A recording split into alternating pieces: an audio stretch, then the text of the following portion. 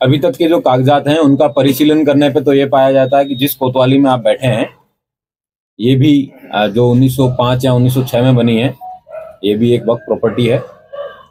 और इस तरीके के जो कागजात प्रस्तुत किए गए हैं, जितने भी वक्फ प्रॉपर्टी के कागजात हैं उन सबको वेरिफिकेशन करवाया जाएगा उनका। जिसमें सेक्शन 56 है वक्फ एक्ट 1995 का, उसका जो वायलेशन हुआ है उन सबका भी वेरिफिकेशन कराया जाएगा। और जहां जहां पे इसके वायलेशन को पाया जाएगा और फर्जीवाड़े करके डॉक्यूमेंट करके एग्रीमेंट करके तो एक्सचेकर को भी जो लॉस हो रहा है ये बेनामे कराए जा रहे हैं, जिसका कोई लीगल सैंक्टिटी बेनामे के तौर पे जो सेल डीड के तौर पे होना चाहिए वो नहीं है, उन सब में भी कार्रवाई की जाएगी।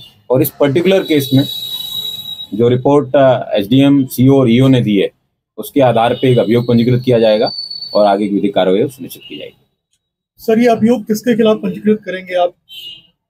ये अभियोग वर्तमान में तो अज्ञात के रूप में दर्ज किया जाएगा, लेकिन जिन जिन लोगों के द्वारा ये कागज वहां पे या फिर वक्त में या जहां भी दिए गए होंगे वो विवेचना में उसके आधार पे कार्रवाई की जाएगी।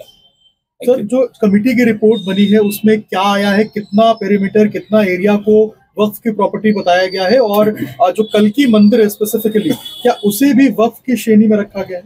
पूरा शहर ही है, 4 किलोमीटर का एरिया है, आसपास के गांव भी उसके अंदर वक्फ के रूप में दर्ज किए गए हैं।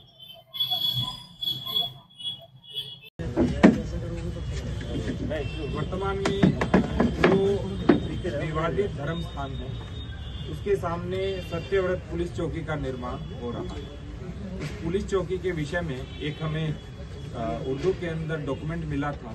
इस डॉक्यूमेंट का अनुवाद भी उन्होंने दिया था। ये हमारे पास एक अनुवाद है पूरा, जो इसके अंदर कुल 20 बिंदु दिए हुए हैं और उन 20 बिंदुओं में लिखा हुआ है कि ये चारों ओर उत्तर, दक्षिण, पूर्व, पश्चिम की चौहद्दी या बाउंड्री है और इनकी बीच की संपत्ति वक्फ है। 23 अगस्त 1929 को मोहम्मद अब्दुल समद के निवासी मोहल्ला कोट संभल है, उस समय जनपद मुरादाबाद था, उनकी ओर से एक अनरजिस्टर्ड वक्फनामा सामने आया है। उसमें क्रम संख्या 1 से 20 तक जो संपत्तियां हैं उनका भौतिक निरीक्षण और अभिलेखीय परीक्षण 3 सदस्यीय समिति ने किया है, जिसमें हमारे यहाँ के एसडीएम, सीओ और यहाँ के ईओ तीनों लोग थे। इसमें जो सबसे प्रमुख बात है वो है कि अभी तक किसी भी व्यक्ति ने कोई भी आवेदन हमको यह नहीं दिया है कि यह हमारी संपत्ति है, अर्थात कोई प्रभावित और विधिक पक्षकार हमारे सामने अभी नहीं आए हैं। दूसरी बात, जिस स्थान की बात की जा रही है उस स्थान के अंदर जो संपत्ति कहते हैं दर्ज है वो 18, 19 और 20 संख्या पर है और वर्तमान में उस जगह की किसी भी प्रकार की कोई भी व्यक्ति वहां निवास करता है, उस नाम से कोई निवासित रहा है या वो गाटा संख्या जिसका उल्लेख किया गया है उसका किसी भी प्रकार से कोई भी साक्ष्य नहीं है। तीसरी बात, यहाँ कुछ जो क्रम संख्याएं मैं आपको दिखाऊंगा, हमने इस तरह से चौहद्दियों का निर्माण कराया, जो परीक्षण किया हमारी पूरी टीम ने। उन्होंने देखा कि जो क्रम संख्या 9 के ऊपर एक अंकित चौहद्दी है तो ग्राम बिछोली तथा शेर खां सराय दोनों के बीच की दूरी 4 किलोमीटर है और बीच की 4 किलोमीटर की पूरी भूमि उसके अंदर वक्फ के रूप में लिखी हुई है, जो अनरजिस्टर्ड, बिना आवेदनकर्ता और बिना किसी स्वामी के। दूसरा, कोई भी भूमि जब वक्फ की जाती है तो उसमें स्वामित्व का उल्लेख अवश्य होता है, इसमें किसी प्रकार की कोई भी स्वामित्व का उल्लेख नहीं है।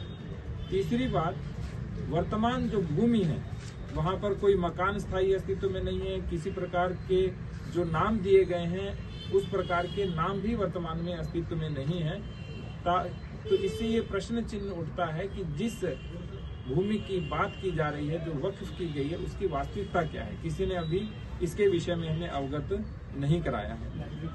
उस वक्फनामे को देखें तो जनपद संभल की हजारों बीघा भूमि का बेनामा कर दिया गया है, जबकि मोहम्मद अब्दुल समद की अपनी संपत्ति का उसमें कोई उल्लेख नहीं है। उस वक्फनामे में यह भी लिखा हुआ है कि अपनी संपत्तियां मदरसे के निर्माण हेतु दे रहा है। तो क्या कोई व्यक्ति हजारों बीघा भूमि मदरसे के निर्माण हेतु दे रहे हैं? तो 1 से लेकर के 20 तक की संपत्ति में कहाँ मदरसा बनना है, कौन सा मदरसा बना है और किस तरह से उस मदरसे का निर्माण होगा, उसका कोई उल्लेख नहीं है। इसके बाद जो नगर पालिका के आसपास का क्षेत्र जितना भी है हमारा, जिसमें सारे सरकारी स्थान हैं, जिसमें तहसील है, पुलिस थाना है, पुलिस चौकियां हैं, डाकघर है और जो विवादित धर्मस्थल है, श्री कल्की मंदिर है, वो भी उन चौहद्दियों के बीच में ही आता है। तो जो अनरजिस्टर्ड, अनवेरीफाइड जो बैनामा है और जो 50 रुपए के स्टाम्प के ऊपर दिया गया है, तो उसके अंदर सारी संपत्तियां भी एक तरह से वक्फ के रूप में लिखी हुई है। मान लीजिए कि किसी ने वक्फ किया भी होगा, मान लेते हैं, हालांकि वो अनरजिस्टर्ड है, कोई प्रमाणित नहीं है, तो भी जो वक्फ अधिनियम है 1995, उसकी धारा 56 कहती है कि कोई भी वक्फ संपत्ति का विक्रय नहीं हो सकता। तो अभी यह भी संज्ञान में आया है कि इस के आधार पे कोई हमारे यहाँ कोई रजिस्ट्री नहीं हुई, लेकिन मौखिक रूप से और एग्रीमेंट के आधार पे खूब सारी संपत्तियों का क्रय विक्रय भी हो रहा है। तो जो कमेटी की रिपोर्ट है एसडीएम, सीओ और डीओ की, उन्होंने प्रथम दृष्टया संपत्ति क्रमांक संख्या 1 से 20 तक की सारी जो चौहद्दियां हैं, उन्होंने बताया है कि ये फर्जी प्रतीत होती हैं और जो संलग्न वक्फनामा है उसके दस्तावेज भी फर्जी प्रतीत होते हैं। और सबसे बड़ी बात, इसके संबंध में आगे की कार्रवाई कप्तान साहब के माध्यम से हम करेंगे और जो भी विधिक कार्रवाई और वैधानिक कार्रवाई होगी वो की जाएगी।